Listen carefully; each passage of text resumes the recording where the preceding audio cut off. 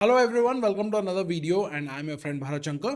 तो रिसेंटली हमारे stock market में एक बहुत ही शार्प वॉलेटिलिटी हमने विटनेस किया है और हर एक सेक्टर के स्टॉक और हर एक मार्केट कैप के स्टॉक, चाहे स्मॉल कैप हो, मिड कैप हो, लार्ज कैप हो, हमने उन स्टॉक्स में बड़े बड़े करेक्शंस होते हुए देखा है। और इस सिचुएशन में ना दो तरीके के इन्वेस्टर्स हैं। पहले इन्वेस्टर्स वो जो ये मान रहे हैं कि ये टेम्पररी इशू है और वो क्या कर रहे हैं, मार्केट जितना गिर रहा है, स्टॉक्स जितना गिर रहे हैं, वो बाय द डिप कर रहे हैं। और वही दूसरी तरफ कुछ ऐसे इन्वेस्टर्स भी है जो थोड़ा ज्यादा वरीड है, क्योंकि वो देख रहे हैं कि अभी वॉर की वजह से ऑयल का शॉर्टेज हो रहा है, एलपीजी के सप्लाई में इश्यूज है और हमारे देश में तो अभी एलपीजी का क्राइसिस चल रहा है। और तीसरा, वॉर खत्म होने का नाम नहीं ले रहा है। जब ये वॉर शुरू हुआ था तो सबको लग रहा था कि एक दो दिनों में या एक हफ्ते में वॉर खत्म हो जाएगा, लेकिन जैसे जैसे टाइम बीतता जा रहा है, ईरान का जो पोजीशन है वो यूएस और इजराइल के अगेंस्ट स्ट्रांग होता जा रहा है। But let me make it clear, Iran जो है वो यूएस और इजराइल के सामने जीतने के चांसेस कुछ भी नहीं है। लेकिन ईरान अपना पोजीशन जितना स्ट्रांग बनाता जाएगा, उतना ही लंबा वॉर खींचेगा। अल्टीमेटली एंड में यूएस इजराइल इसको जीत सकता है, लेकिन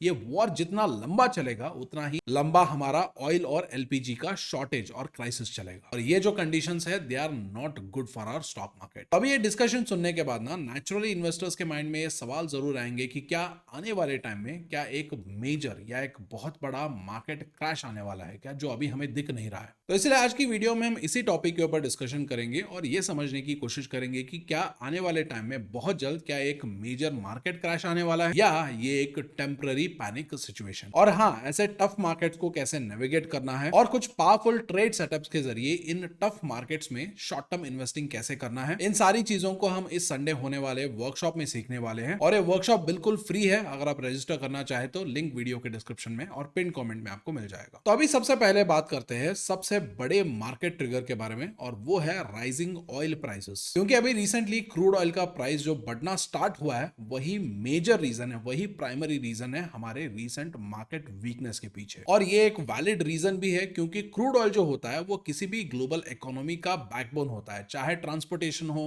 मैन्युफैक्चरिंग हो, लॉजिस्टिक्स हो, इवन एग्रीकल्चर क्रूड ऑयल के ऊपर हेवीली डिपेंड करता है। और इसी रीजन की वजह से जब भी ऑयल का प्राइस शार्पली राइज करने लगता है तो बहुत सारी चीजें जो है वो मार्केट में एक साथ होने लगती है। सबसे पहला, इन्फ्लेशन बढ़ने लगता है या महंगाई बढ़ने लगता है। क्योंकि जब क्रूड ऑयल का प्राइस बढ़ता है तो ट्रांसपोर्टेशन का कॉस्ट बढ़ता है, प्रोडक्शन का कॉस्ट बढ़ता है, और ये जो कॉस्ट कंपनीज फेस करती है वो इवेंचुअली इन कॉस्ट को कस्टमर्स के ऊपर पास ऑन करती है, जिसकी वजह से महंगाई बढ़ता है। अभी का सिचुएशन ही ले लीजिए, अभी एलपीजी और गैस का कॉस्ट बढ़ रहा है और इसकी वजह से होटल में खाना बनाने का जो कॉस्ट है वो बढ़ रहा है।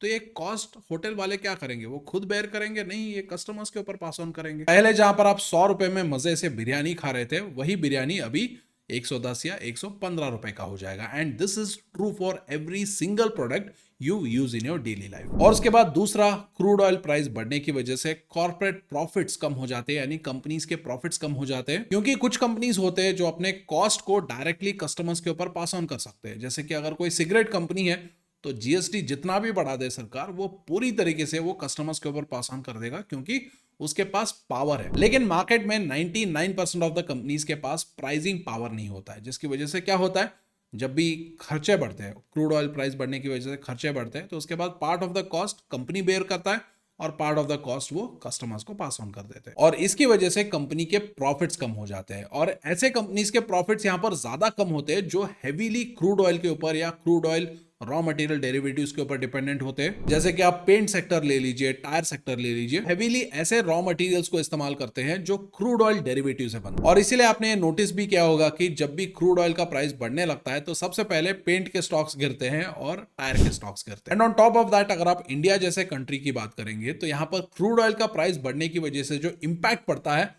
वो और भी ज्यादा पावरफुल होता है। और यहां पर कुछ लोग पूछ सकते हैं कि सर ऐसा क्यों हो रहा है, यहां पर हमारी स्पेशल पिटाई क्यों हो रही है? तो देखिए, इंडिया में जो भी हमारा क्रूड ऑयल रिक्वायरमेंट है उसका 85% जो है वो हम इंपोर्ट करते हैं, बाहर से इंपोर्ट करते हैं। और इसी रीजन की वजह से जब भी क्रूड ऑयल का प्राइस बढ़ता है तो हमें ज्यादा पैसे स्पेंड करने होंगे क्रूड ऑयल को खरीदने के लिए। और ये ज्यादा पैसे देगा कौन? आप और हम देंगे। दूसरा, फिजिकल डेफिसिट बढ़ता है, क्योंकि ऑयल का प्राइस बढ़ने की वजह से इंपोर्ट वैल्यू ज्यादा हो जाता है कंपेयर टू एक्सपोर्ट। और तीसरा, करेंसी स्टेबिलिटी बिगड़ जाता है, क्योंकि क्रूड ऑयल का जो ट्रेड है वो डॉलर्स में होता है और डॉलर्स खरीदने के लिए हमें रुपी स्पेंड करना है। और जितना हम रुपी बेचेंगे और डॉलर खरीदेंगे, डॉलर उतना ही स्ट्रांग होगा और रुपी उतना ही वीक होगा। और इसी रीजन की वजह से ना जब भी क्रूड ऑयल जो साइकोलॉजिकल प्राइस लेवल है $100 पर बैरल का उसको क्रॉस करके ऊपर जाता है तो हमारा स्टॉक मार्केट उसके बाद कांपने लगता है और बीमार पड़ने लगता है, क्योंकि क्रूड ऑयल का प्राइस बढ़ने की वजह से हमारे इकोनॉमी का जो अंडरलाइंग स्ट्रेंथ है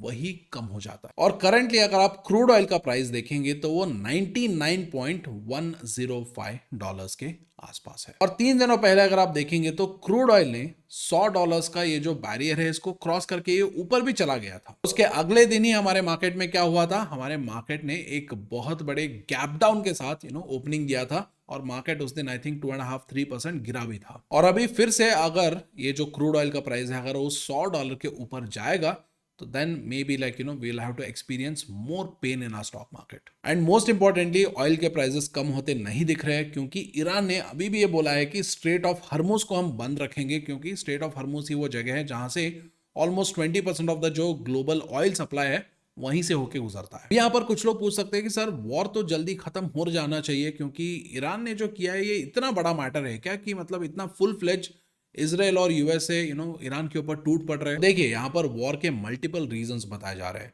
पहला रीजन ये बताया जाता है कि ईरान के हाथ में अगर न्यूक्लियर वेपन आ गया, कुछ पावरफुल वेपन्स आ गए तो इजराइल का जो एग्जिस्टेंस है वो खतरे में आ सकता है, ऐसा इजराइल बताता है, इजराइल के प्राइम मिनिस्टर बताते हैं। और ट्रंप यहां पर बोलते हैं कि हम ईरान के ऊपर इसलिए अटैक कर रहे हैं क्योंकि ईरान के पास न्यूक्लियर वेपन्स आने के चांसेस। अगर फ्लैट यही दो रीजंस है ना तो उसके बाद वॉर जो है वो जल्दी खत्म हो जाना चाहिए। लेकिन यहाँ पर न्यूज मीडिया में और पब्लिक डोमेन में कुछ कॉन्स्पिरेसी थ्योरीज भी डिस्कस किए जा रहे हैं और मैं आपके साथ भी एक कॉन्स्पिरेसी थ्योरी शेयर करूंगा, बट प्रोवाइडेड आप मुझे जज नहीं करोगे। और यहाँ पर मैं आपको बस वही थ्योरीज दिखा रहा हूं जो न्यूज मीडिया में और लोगों के ओपिनियन में डिस्कस किया जा रहा है। तो पहला कॉन्स्पिरेसी थ्योरी ये है कि एप्स्टीन फाइल्स में डोनाल्ड ट्रंप का नाम है। एप्स्टीन फाइल से ये डेटा बाहर आने के बाद हर किसी का नजर, हर किसी का जो सर्च है, हर किसी का जो फोकस है वो एप्स्टीन फाइल्स और डोनाल्ड ट्रंप के ऊपर था। और एप्स्टीन फाइल्स में जो डोनाल्ड ट्रंप की हरकतें हैं अगर वो सच में प्रूव होती है तो डोनाल्ड ट्रंप प्रेसिडेंट बनने के लायक नहीं रहेंगे एंड मोस्ट प्रॉब्ली उन्हें प्रेसिडेंट बनने दिया भी नहीं जाएगा। और इसीलिए अभी बहुत सारे लोग या बहुत सारे कॉन्स्पिरेसी थ्योरी के जो लोग हैं उनका यह मानना है कि डोनाल्ड ट्रंप ईरान के वॉर को एज अ डिस्ट्रैक्शन यूज कर रहे हैं ताकि वो लोगों का जो फोकस है जो एप्स्टीन फाइल्स और उनकी करतूतों पर है उसको इस वॉर के बहाने से डाइवर्ट कर सके। और दूसरा, अगर आप इजराइल के प्राइम मिनिस्टर के बारे में देखेंगे तो उनके ऊपर अभी कुछ करप्शन के केसेस चल रहे हैं और ये करप्शन केसेस अगर प्रूव हो गए तो इजराइल के जो प्राइम मिनिस्टर है उनको प्राइम मिनिस्टर के पोस्ट से नीचे भी उतरना होगा और ये भी बोला जाता है कि वो जेल भी जा सकते हैं। और अभी ये जो बेंजामिन नेतन्याहू के जो करप्शन ट्रायल्स है वो अभी वॉर की वजह से और सिक्योरिटी रीजंस की वजह से डीलेड है। और इसी रीजन की वजह से कुछ और कॉन्स्पिरेसी थियरिस्ट का ये मानना है कि जब से करप्शन ट्रायल्स स्टार्ट हुए हैं बेंजामिन नेतन्याहू किसी ना किसी कंट्री के साथ एक छोटा सा बहाना ढूंढ के उसके साथ फुल फ्लेज वॉर में उलझ रहे हैं, क्योंकि उनको पता है कि अगर ये वॉर रुक गया, कॉन्फ्लिक्ट रुक गया और सिक्योरिटी रीजंस नहीं रहेंगे तो ये जो ट्रायल है, करप्शन ट्रायल्स है, फिर से रिज्यूम हो जाएंगे। और अगर ये करप्शन चार्जेस उनके ऊपर अभी जो है अगर ये प्रूव हो जाते हैं तो ये जेल भी जा सकते हैं और इन्हें प्राइम मिनिस्टर के पोस्ट से हाथ भी धोना पड़ सकता है। एंड ऑफ कोर्स ये दोनों कॉन्स्पिरेसी थ्योरीज है, इसका कोई प्रूफ नहीं है। इसके बारे में आपको क्या लगता है, आपको ये सच लगता है, झूठ लगता है, जो भी आपको लगता है वो आप कमेंट सेक्शन में बताइए। लेकिन अभी अगर आप 2 मिनट ये मान ले कि वॉर जो है वो इन्हीं रीजंस की वजह से हो रहा है तब ये वॉर बहुत ही लंबा चलने का चांसेस रख सकता है, क्योंकि अगर ऐसा है तो अमेरिका और इजराइल खुद इस वॉर को खत्म होने नहीं देंगे और उनके इशू से ध्यान भटकाने के लिए ये पूरी दुनिया को सफर कर रहा है। और उसके बाद एक और मेजर रीजन जो हमारे स्टॉक मार्केट और हमारे इकोनॉमी को मेजरली कंसर्न कर रहा है वो है एलपीजी का सप्लाई कंस्ट्रेंट्स। क्योंकि जो एलपीजी है या लिक्विफाइड पेट्रोलियम गैस है उसको हमारे देश में वाइडली यूज किया जाता है हाउस होल्ड कुकिंग के लिए, इंडस्ट्रियल हीटिंग के लिए और पेट्रोकेमिकल प्रोडक्शन में भी इसी का इस्तेमाल किया जाता है। और अभी के टाइम में क्या हो रहा है, हमारे देश में एलपीजी का सप्लाई शॉर्टेज बहुत ज्यादा है और प्राइस भी बहुत जल्दी बढ़ रहा है और ये जो फैक्टर है ये हमारे इकोनॉमी को स्लो डाउन करने का पावर रखता है। यहाँ पर कुछ लोग सोच सकते हैं कि सर अगर एलपीजी का शॉर्टेज हो गया तो हो सकता है कुछ होटल्स में खाना ना बने,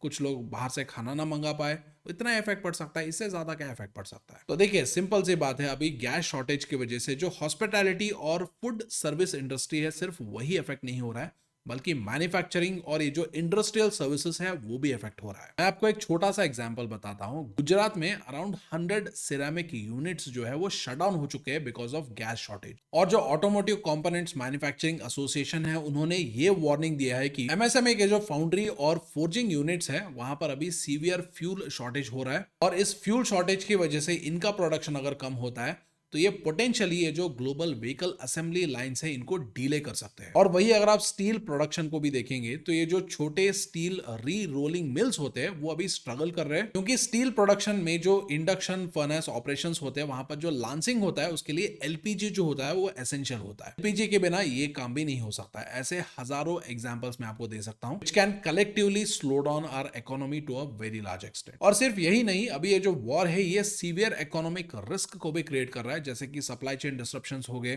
कमोडिटी के शॉर्टेजेस हो गए, और बाकी इसके अलावा अभी वॉर जो चल रहा है तो इसकी वजह से सैंक्शंस हो रहे, ट्रेड रिस्ट्रिक्शंस लग रहे, and most importantly currency volatility बहुत देखने को मिल रहा है। तो अभी ये सब कुछ सुनने के बाद ना कुछ लोग ये जरूर सोच सकते हैं कि सर ये जो सारी चीजें हमने डिस्कस किया है ना, इसमें से बहुत सारी चीजें आने वाले टाइम में हो सकती है जो अभी तक हुआ नहीं है। एंड ऑफ कोर्स मार्केट जो है वो फ्यूचर इवेंट्स के ऊपर रिएक्ट करता है, लेकिन इस केस में मार्केट इतना तेजी से, इतना फास्ट तरीके से क्यों रिएक्ट कर रहा है? तो सबसे पहले तो देखिए, स्टॉक मार्केट जो होते हैं वो फॉरवर्ड लुकिंग होते हैं, यानी वो करंट प्रॉब्लम्स के ऊपर भी रिएक्ट करते हैं, और उसके साथ साथ वो क्या करते हैं, जो फ्यूचर एक्सपेक्टेशंस होते हैं उसके ऊपर भी रिएक्ट करते हैं। तो अभी के टाइम में अगर मान लीजिए इन्वेस्टर्स को ये लगता है कि इन्फ्लेशन बढ़ सकता है, और अगर इन्फ्लेशन बढ़ेगा तो हमारा जो आरबीआई है उसको इंटरेस्ट रेट बढ़ाना पड़ सकता है, और अगर इंटरेस्ट रेट बढ़ेगा तो इकोनॉमिक ग्रोथ में स्लो डाउन आ सकता है। तो ऐसी चीजों का अगर इन्वेस्टर्स के माइंड में डर भी पैदा हो जाएगा तो ये इवेंट्स आने वाले टाइम में हो या ना हो उससे फर्क नहीं पड़ता है। लेकिन आज के टाइम में मार्केट जो है वो गिरना और करेक्ट होना शुरू कर देते हैं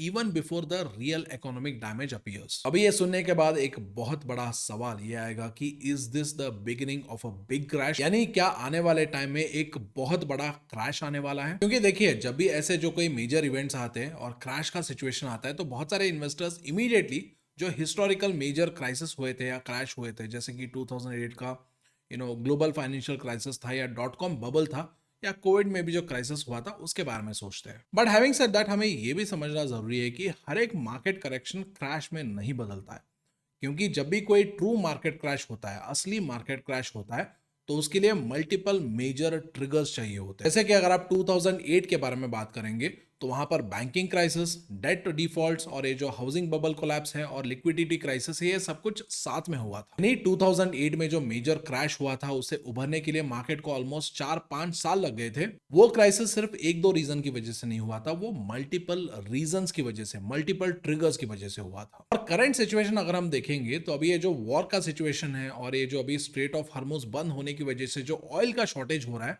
और एलपीजी का शॉर्टेज वगैरह हो रहा है, उसकी वजह से ग्लोबल इकोनॉमीज इंक्लूडिंग इंडिया ये स्लो डाउन जरूर हो रहे हैं, लेकिन इसके बावजूद भी most of the financial systems अभी भी स्टेबल है। और इन्हीं सारे रीजंस की वजह से ना अभी जो हम देख रहे हैं मार्केट में जो गिरावट हो रहा है, मार्केट में जो फॉल हो रहा है, वो मेनली वॉलेटिलिटी है और करेक्शन है, और ये नेसेसरीली एक फुल स्केल क्रैश नहीं है। लेकिन हाँ, इसका मतलब ये भी नहीं है कि आप जाके हर एक किसी स्टॉक में बाय द डिप करना स्टार्ट कर दो, कि ऐसे क्राइसिस के बाद, ऐसे वॉलेटिलिटी के बाद, ऐसे करेक्शन के बाद कुछ ऐसे पर्टिकुलर सेक्टर्स भी होंगे जो एक लंबे समय के लिए कंसोलिडेशन में फंस सकते हैं। फॉर एग्जांपल, अगर आप रियल एस्टेट का सेक्टर देखेंगे तो इंडिया में रियल एस्टेट के जो स्टॉक्स है वो 2012 से 2019 तक, ऑलमोस्ट 2019 तक कंसोलिडेशन में फंसे रहे, और इसीलिए अभी ये जो गिरा हुआ मार्केट है और आने वाले टाइम में हो सकता है मार्केट में और भी ज्यादा गिरावट हो, यहां पर बाय द डिप किसी भी सेक्टर में नहीं करना चाहिए। यहां पर आपको कुछ पर्टिकुलर सेक्टर्स को केयरफुली पिक करना चाहिए, और ऐसे सेक्टर्स के बारे में अगर आप जानना चाहते हैं तो कमेंट्स में बताइए। अगले वीडियो में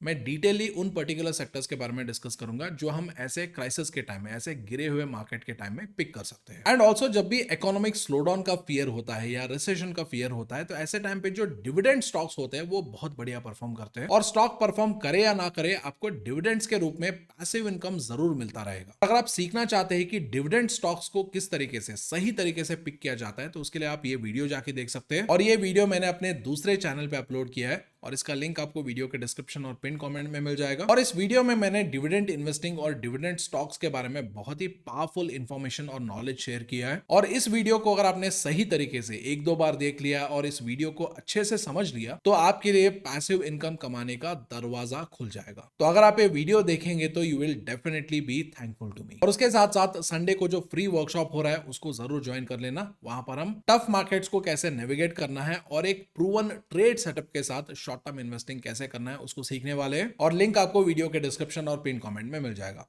so thank you so much for watching.